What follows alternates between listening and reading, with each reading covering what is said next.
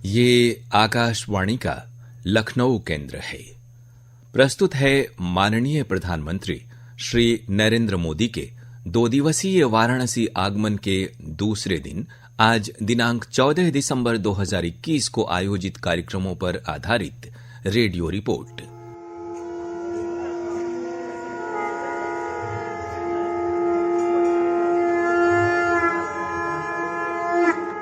गौरी बसत सदा संग भस्मलसत अंग सीसा गंग के तरंग वाहन वृषभागे शंकर महादेव शंकर महादेव। दिनांक 13 दिसंबर 2021 को अपने संसदीय क्षेत्र वाराणसी पधारे माननीय प्रधानमंत्री श्री नरेंद्र मोदी ने कल दिन में जहां भव्य और नव्य श्री काशी विश्वनाथ धाम कॉरिडोर के पहले फेज का लोकार्पण किया और शाम को काशी के घाटों और मां गंगा के आरती की अनुपम छटा निहारी, वहीं आज दिनांक 14 दिसंबर 2021 को अपनी काशी यात्रा के दूसरे दिन उन्होंने स्थानीय बनारस रेल इंजन कारखाना बरेका के सभागार में देश के विभिन्न राज्यों के मुख्यमंत्रियों के साथ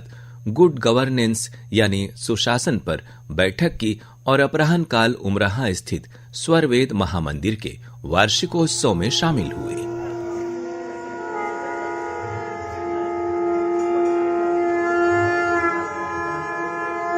बरेका अतिथि गृह में रात्रि विश्राम के पश्चात आज सुबह माननीय प्रधानमंत्री श्री नरेंद्र मोदी ने बनारस रेल इंजन कारखाना सभागार में देश के विभिन्न भारतीय जनता पार्टी शासित राज्यों के मुख्यमंत्रियों और उप मुख्यमंत्रियों के साथ सुशासन पर सम्मेलन में भाग लिया।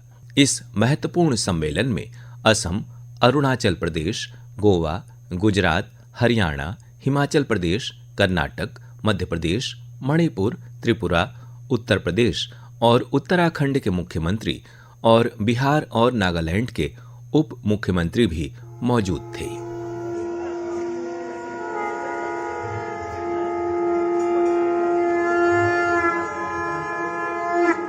अपने 2 दिवसीय वाराणसी आगमन के अंतिम चरण में प्रधानमंत्री श्री नरेंद्र मोदी आज अपराह्न करीब 3:15 बजे उमराहा स्थित स्वरवेद महामंदिर धाम पहुंचे। यहां सदगुरु सदाफल देव विहंगम योग संत समाज के 3 दिवसीय 98वें वार्षिकोत्सव और 5101 कुंडीय विश्व शांति वैदिक महायज्ञ में भाग लेने देश विदेश के अनुयायी भारी संख्या में आए हुए हैं। आध्यात्मिक राजधानी वाराणसी में तैयार हो रहा विशाल साधना केंद्र स्वरवेद महामंदिर शिल्पकला और आधुनिक तकनीक का अद्भुत समन्वय है। 180 फीट ऊंचाई का सप्ततलीय महामंदिर परिसर 64,000 वर्ग फीट में बन रहा है। आजादी के अमृत महोत्सव के अंतर्गत 7 दिवसीय कार्यक्रम यहां 9 दिसंबर से ही आरंभ है। स्वरवेद महामंदिर पहुंचने पर प्रधानमंत्री का स्वागत संत स्वतंत्र देव महाराज और संत विज्ञान देव महाराज ने किया। प्रधानमंत्री ने स्वरवेद महामंदिर का परिभ्रमण किया। उन्होंने स्वरवेद के प्रवर्तक सदगुरु सदाफल देव जी की प्रतिमा पर पुष्पांजलि अर्पित कर उनका नमन किया। संत स्वतंत्र देव महाराज ने शॉल भेंट कर और संत विज्ञान देव महाराज ने स्मृति चिन्ह भेंट कर प्रधानमंत्री महोदय का समारोह के मंच पर स्वागत किया। मंच पर अतिथियों के सम्मान के पश्चात स्वागत संबोधन किया संत श्री विज्ञान देव महाराज ने। बड़े ही हर्ष और उल्लास का दिन है कि स्वरवेद महामंदिर के इस पवित्र प्रांगण में देश के यशस्वी प्रधानमंत्री, दुनिया के सबसे लोकप्रिय नेता, भारत मां के सपूत नरेंद्र मोदी जी का शुभागमन हुआ है। आप सबों का हर्ष, आप सबों का उत्साह और आप सबों का प्रेम भारत की सनातन संस्कृति परंपरा को संजोकर तथा आधुनिकता के साथ हमारा भारत देश श्रीमान नरेंद्र मोदी जी के नेतृत्व में निरंतर विकास की नई गाथा लिख रहा है।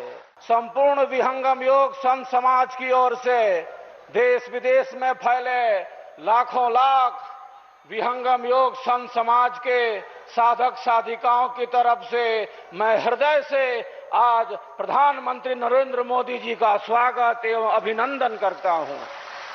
अनेकानेक ऐतिहासिक कार्य देश हित में आपने जो किए हैं, शब्दों में उसे बताया नहीं जा सकता। कश्मीर से लेकर सर्जिकल स्ट्राइक तक, स्वच्छता अभियान से लेकर मेक इन इंडिया तक, देश हित में जो आपका कार्य है वह हम सब के लिए अनुकरणीय है। संकल्प में बल है। आप इच्छा शक्ति, संकल्प शक्ति, ज्ञान शक्ति और पुरुषार्थ के प्रतीक हैं, पुरुषार्थ की पराकाष्ठा है। प्राचीन संस्कृति की परंपरा को सजोकर आधुनिक भारत का निर्माण आज दुनिया के देशों में भारत का जो मान और गौरव बढ़ाया है, उसके लिए हम आपको हृदय से आभार प्रकट करते हैं। आज का यह पर्व, आज का यह त्योहार विहंगम योग संत समाज का 98वां वार्षिकोत्सव, विहंगम योग के प्रणेता सदगुरु सदाफल देव जी महाराज की जेल यात्रा का शताब्दी वर्ष है।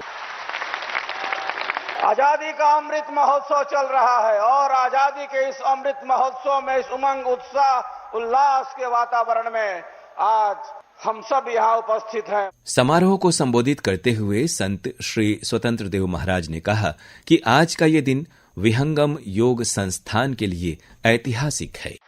माननीय प्रधानमंत्री जी की गरिमामय उपस्थिति से विहंगम योग समाज के इतिहास में आज एक स्वर्णिम पृष्ठ जुड़ गया है।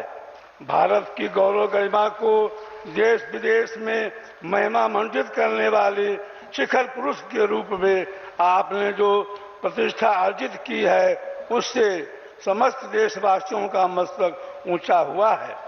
भारतीय संस्कृति के संरक्षक के रूप में, राष्ट्र धर्म के पथ प्रदर्शक के रूप में और अंतर्राष्ट्रीय योग दिवस के प्रवर्तक के रूप में आपका स्वनाम धन्य नाम कीर्तिमान स्थापित कर रहा है। सबका साथ, सबका विकास का नारा देकर आपने जनता का विश्वास जीता है और अपने सात्विक प्रयास से जन सेवा के सूत्र को संकीर्ण दायरे से ऊपर उठाकर एक खुला आकाश दिया है। यह महामंदिर विश्व का सबसे बड़ा साधना केंद्र बनने जा रहा है, जहां इसके भूतल पर एक साथ 20,000 साधक साधना कर सकते हैं।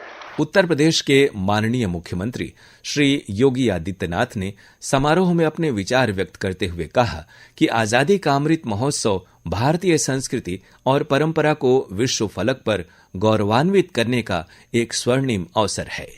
आप सभी श्रद्धालुओं से संवाद बनाने के लिए आदरणीय प्रधानमंत्री जी का आगमन हुआ है।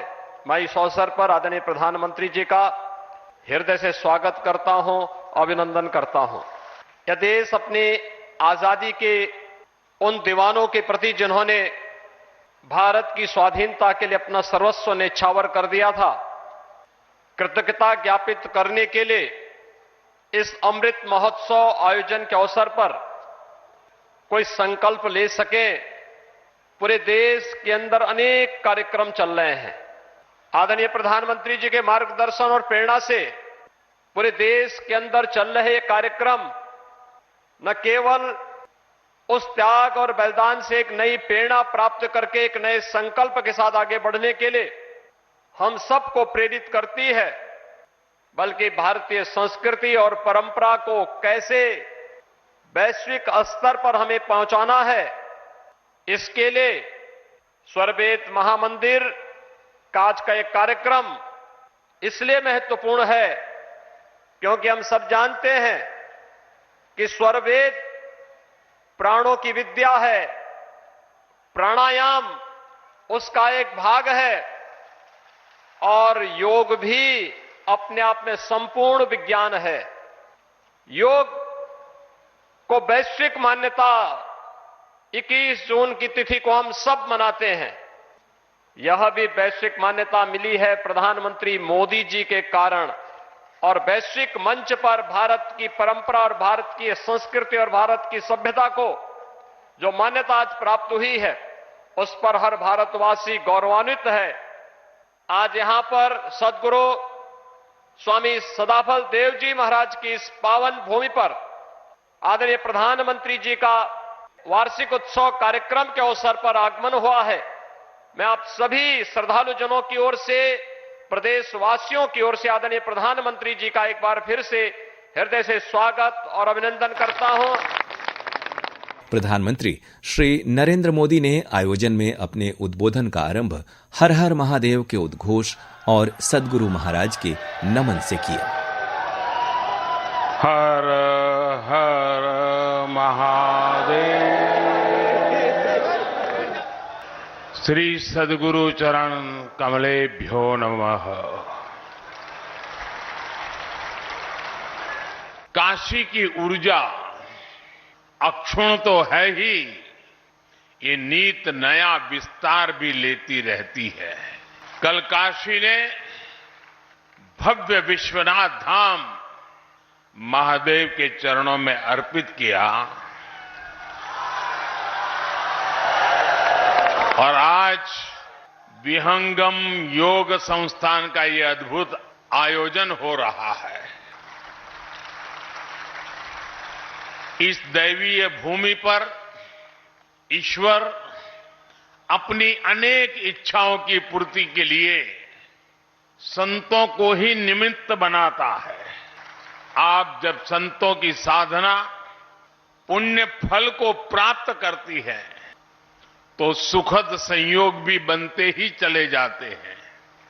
आज हम देख रहे हैं अखिल भारतीय विहंगम योग संस्थान का वार्षिकोत्सव स्वतंत्रता आंदोलन में सदगुरु सदाफल देव जी की कारागार यात्रा के 100 वर्ष और देश की आजादी का अमृत महोत्सव, ये सब हम सब एक साथ इनके साक्षी बन रहे हैं। इन सभी संयोगों के साथ आज गीता जयंती का पुण्य अवसर भी है। आज के ही दिन कुरुक्षेत्र की युद्ध की भूमि में जब सेनाएं आमने सामने थी, मानवता को योग, अध्यात्म और परमात्मा का परम ज्ञान मिला था।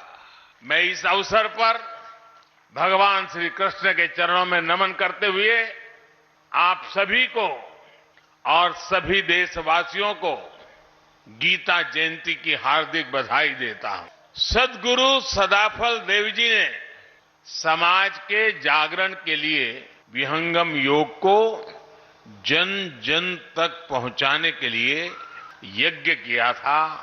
आज वो संकल्प बीज हमारे सामने इतने विशाल वटवृक्ष के रूप में खड़ा है। 5101 यज्ञ कुंडों के विश्व शांति वैदिक महायज्ञ के रूप में, इतने बड़े सहयोगासन प्रशिक्षण शिविर के रूप में, इतने सेवा प्रकल्पों के रूप में और लाखों लाख साधकों के इस विशाल परिवार के रूप में हम उस संत संकल्प की सिद्धि को अनुभव कर रहे हैं। मैं सदगुरु सदाफल देव जी को नमन करता हूं, उनकी आध्यात्मिक उपस्थिति को प्रणाम करता हूं। मैं स्वतंत्र देव जी महाराज और विज्ञान देव जी महाराज का भी आभार व्यक्त करता हूं, जो इस परंपरा को जीवंत बनाए हुए हैं, नया विस्तार दे रहे हैं और आज एक भव्य आध्यात्मिक भूमि का निर्माण हो रहा है। मुझे उसके दर्शन करने का अवसर मिला। जब ये पूर्ण हो जाएगा तो न सिर्फ काशी के लिए लेकिन हिंदुस्तान के लिए एक बहुत बड़ा नजराना बन जाएगा। भारतीय संत परंपरा और मनीषा को अप्रतिम बताते हुए प्रधानमंत्री ने कहा, हमारा देश इतना अद्भुत है कि यहां जब भी समय विपरीत होता है, कोई न कोई संत विभूति समय की धारा को मोड़ने के लिए अवतरित हो जाती है। ये भारत ही है जिसकी आजादी के सबसे बड़े नायक को दुनिया महात्मा बुलाती है। ये भारत ही है जहां के राजनीतिक आंदोलन के भीतर भी आध्यात्मिक चेतना निरंतर प्रवाहित रही है। और ये भारत ही है जहां साधकों की संस्था अपने वार्षिकोत्सव को आजादी के अमृत महोत्सव के रूप में मना रही है। यहां हर साधक गौरवान्वित है कि उनके पारमार्थिक गुरुदेव ने स्वाधीनता संग्राम को दिशा दी थी और सहयोग आंदोलन में जेल जाने वाले पहले व्यक्तियों में संत सदाफल देव जी भी थे। जेल में ही उन्होंने स्वरवेद के विचारों पर मंथन किया।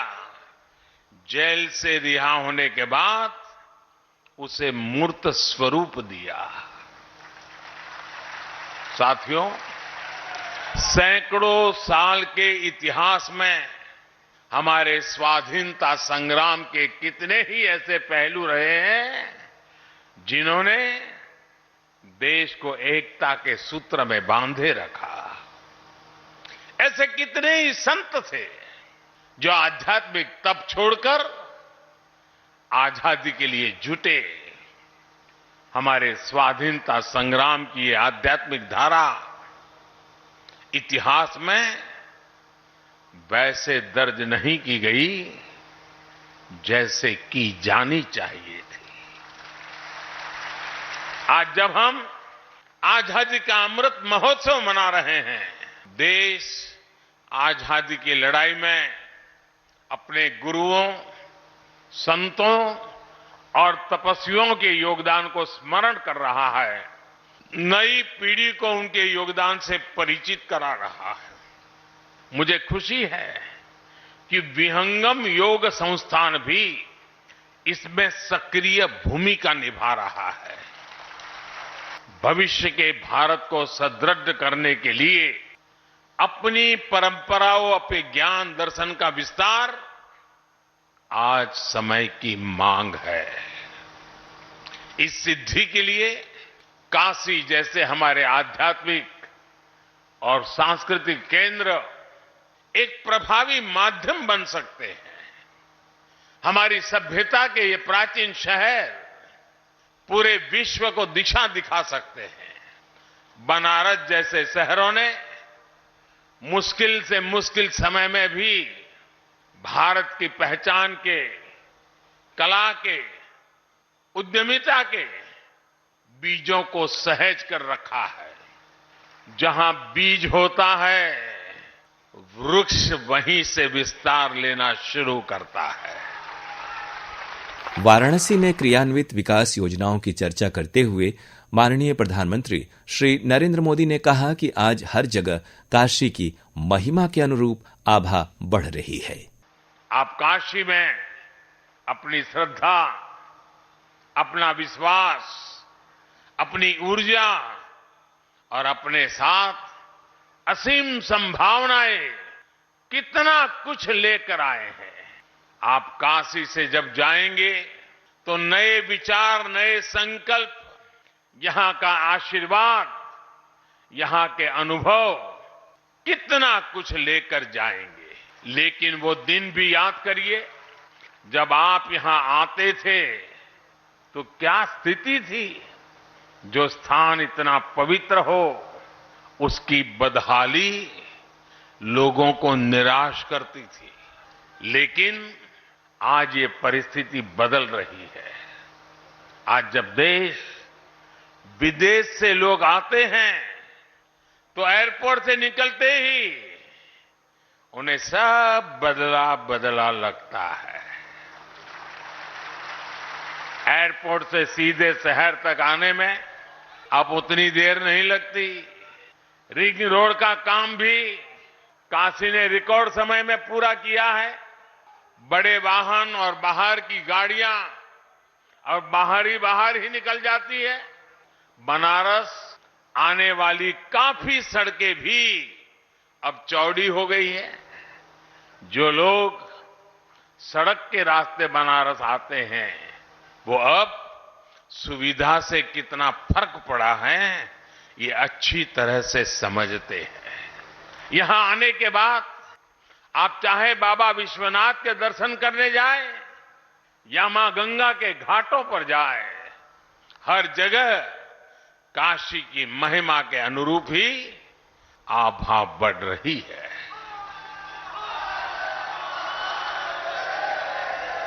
काशी में बिजली के तारों के जंजाल को अंडरग्राउंड करने का काम जारी है। लाखों लीटर सीवेज का ट्रीटमेंट भी हो रहा है। इस विकास का लाभ यहां आस्था और पर्यटन के साथ साथ यहां की कला संस्कृतियों को भी मिल रहा है। ट्रेड फैसिलिटेशन सेंटर हो, रुद्राक्ष कन्वेंशन सेंटर हो या बुनकरों कारीगरों के लिए चलाए जा रहे प्रोग्राम, आज काशी के कौशल को नई ताकत मिल रही है। स्वास्थ्य के क्षेत्र में भी आधुनिक सुविधाओं और इंफ्रास्ट्रक्चर के कारण बनारस एक बड़े मेडिकल हब के रूप में उभर रहा है। उन्होंने कहा कि वे स्वयं यहां के विकास कार्यों पर अपनी पैनी नजर रखते हैं। साथियों, जब मैं काशी आता हूं या दिल्ली में भी रहता हूं तो प्रयास रहता है कि बनारस में हो रहे विकास कार्यों को गति देता रहूं। कल रात 12 साढ़े 12 बजे के बाद जैसे ही मुझे अवसर मिला मैं फिर निकल पड़ा था। अपनी काशी में जो काम चल रहे हैं, जो काम किया गया है, उनको देखने के लिए निकल पड़ा था। गौदौलिया में जो सुंदरीकरण का काम हुआ है वो वाकई देखने योग्य बना है। वहां कितने ही लोगों से मेरी बातचीत हुई। मैंने मड़ुवाड़ी में बनारस रेलवे स्टेशन भी देखा। इस स्टेशन का भी अब कायाकल्प हो चुका है। पुरातन को समेटे हुए नवीनता को धारण करना बनारस देश को नई दिशा दे रहा है। साथियों, इस विकास का सकारात्मक असर बनारस के साथ साथ यहां आने वाले पर्यटकों पर भी पड़ रहा है। अगर हम 2019-20 की बात करें तो 2014-15 के मुकाबले में यहां आने वाले पर्यटकों की संख्या 2 गुनी हो गई है, डबल हो गई है। 2019-20 में कोरोना के कालखंड में अकेले बाबतपुर एयरपोर्ट से ही 30 लाख से ज्यादा यात्रियों का आना जाना हुआ है। इस बदलाव से काशी ने ये दिखाया है कि इच्छा शक्ति हो तो परिवर्तन आ सकता है। यही बदलाव केदारनाथ, जहां अनेक कठिनाइयां होती थी, 2013 की तबाही के बाद लोगों का आना जाना कम हो गया था, वहां भी अब रिकॉर्ड संख्या में श्रद्धालु पहुंच रहे हैं। इससे विकास और रोजगार के कितने असीम अवसर बन रहे हैं। युवाओं के सपनों को ताकत मिल रहे हैं। यही विश्वास आज पूरे देश में दिख रहा है। इसी गति से आज देश विकास के नए कीर्तिमान स्थापित कर रहा है। प्रधानमंत्री ने सद्गुरु सदाफल देव जी का उल्लेख करते हुए कहा कि आज पूरी दुनिया योग दिवस मना रही है।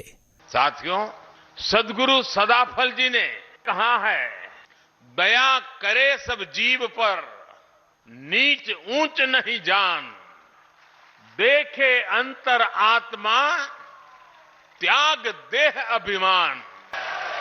यानी सबसे प्रेम, सबके प्रति करुणा, ऊंच नीच से भेदभाव से मुक्ति, यही तो आज देश की प्रेरणा है।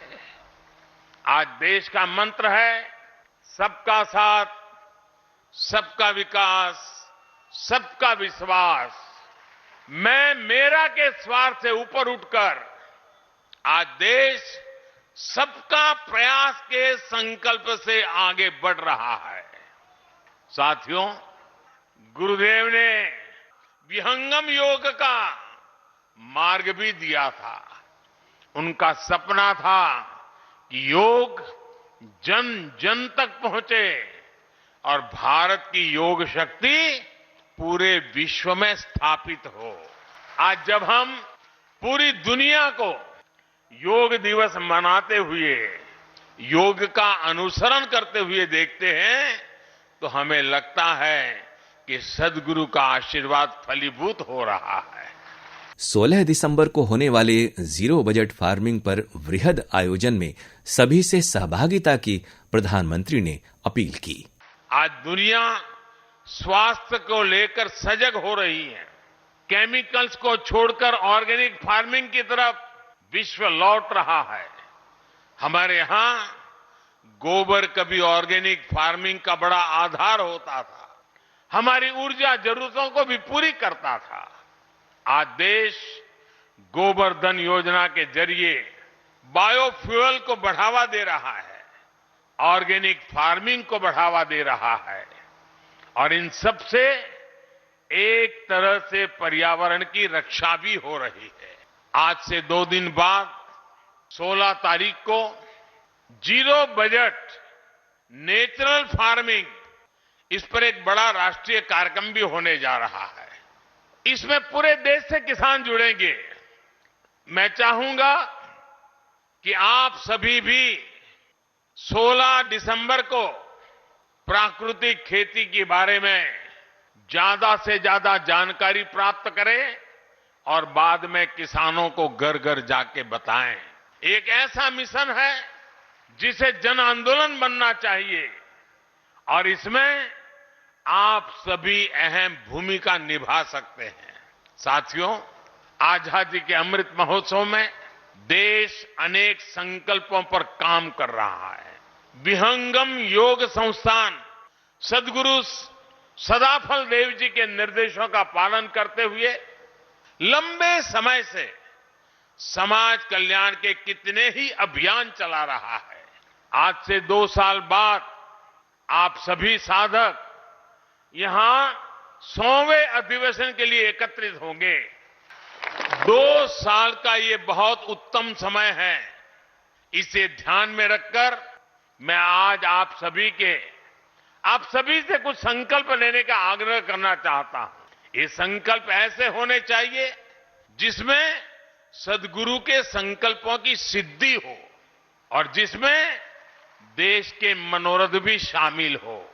ये ऐसे संकल्प हो सकते हैं जैसे एक संकल्प हो, हमें बेटी को पढ़ाना है, हमें हमारी बेटियों को स्किल डेवलपमेंट के लिए भी तैयार करना है। एक और संकल्प हो सकता है, पानी बचाने के लिए हमें अपनी नदियों को, गंगा जी को, सभी जल स्रोतों को स्वच्छ रखना है।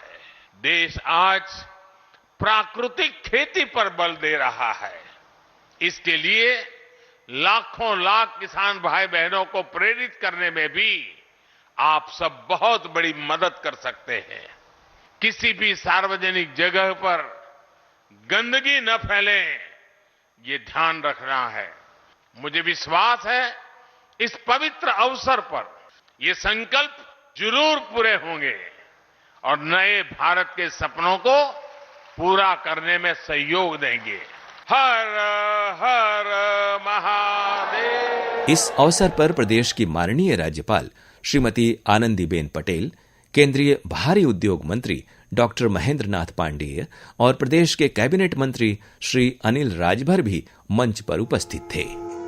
आप सुन रहे थे माननीय प्रधानमंत्री श्री नरेंद्र मोदी के 2 दिवसीय वाराणसी आगमन के दूसरे दिन आज दिनांक 14 दिसंबर 2021 को आयोजित कार्यक्रमों पर आधारित रेडियो रिपोर्ट। प्रस्तुति दल में थे हरेंद्र आजाद और धर्मेंद्र राठौड़। तकनीकी दल में थे संजय सिंह, देवेंद्र कुमार, प्रशांत कुमार मौर्य और कपिल देव पांडेय। आलेख, वाचन और संपादन अरुण पांडेय। प्रस्तुतकर्ता दिनेश कुमार सिंह और संयोजक राजेश कुमार गौतम। आकाशवाणी के वाराणसी केंद्र पर तैयार इस रेडियो रिपोर्ट का प्रसारण आकाशवाणी के लखनऊ केंद्र से किया गया।